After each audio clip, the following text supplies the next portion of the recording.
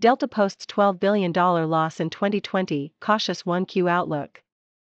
Delta Air Lines closed the books on a disastrous 2020 with a comparatively small fourth-quarter loss, and executives expect a few more rocky months before, they hope, widespread coronavirus vaccinations and testing might salvage something of the upcoming summer travel season.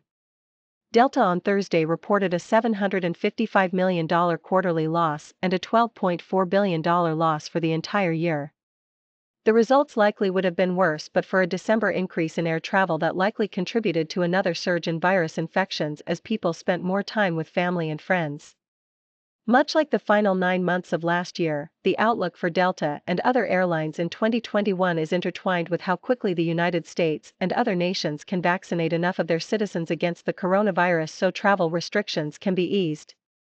Delta predicts that first-quarter revenue will fall 60% to 65% from the same period in 2019, almost the same as the 65% decline in the fourth quarter. It expects to lose $10 million to $15 million a day in the next 3 months. After that, however, the Atlanta airline sees things getting. CEO Ed Bastian is sticking to a prediction that Delta will reach break-even sometime this spring. Hopefully the vaccines will be distributed at a much heightened level, that the virus will be much more contained, and that people will be ready to get on with their lives, Bastian said. People will soon be planning summer vacations and, Bastian said in an interview, Delta expects bookings to start opening up again.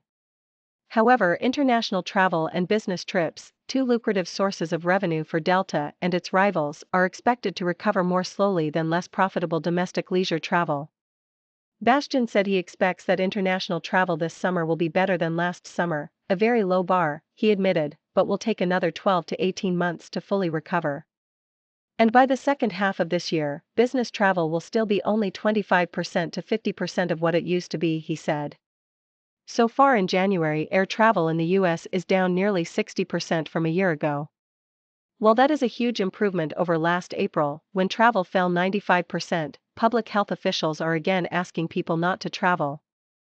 Christmas and New Year's gatherings might have contributed to a recent increase in reported cases of COVID-19. The 7-day rolling average for daily new cases in the U.S. rose over the past 2 weeks from about 182,000 to 249,000, according to data from Johns Hopkins University. Excluding some one-time gains, Delta said its fourth-quarter loss amounted to $2.53 per share. That was close to Wall Street expectations. The average of 19 analysts surveyed by FactSet was a loss of $2.50 per share loss.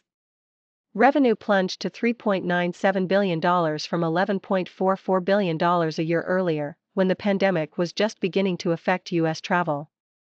The figure was $30 million more than expected in the FactSet survey. Service between the U.S. and both Asia and Europe were particularly hard hit, down nearly 90%. The average flight was 42% full in the last quarter compared with 86% a year earlier. Delta slashed its flight schedule, which helped it save $1.3 billion on fuel. Buyouts and early retirements allowed the company to cut spending on wages and benefits by $1 billion.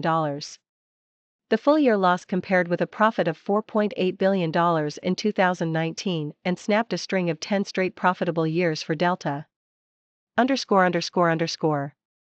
File in this May 14, 2020 file photo, several dozen mothballed Delta Air Lines jets are parked on a closed runway at Kansas City International Airport in Kansas City, Missouri. AP photo / Charlie Riedel, file.